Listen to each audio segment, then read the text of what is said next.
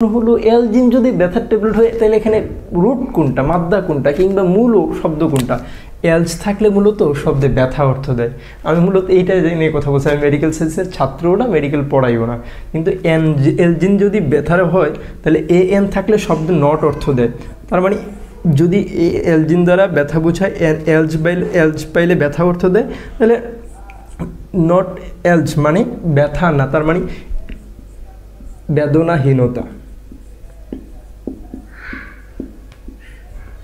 তাহলে প্রশ্ন হলো নস্টালজিক। নস্টালজিকের মাঝেও এলজ পাইছে, এলজ পাইলে কি অর্থ দেয়? পেইন অর্থ দেয়। এখন কথা হলো নস্টালজিক মানে শব্দটা, আমরা এই শব্দটা কোথায় পড়ি? আমরা পড়ি ফেসবুকে সাধারণত।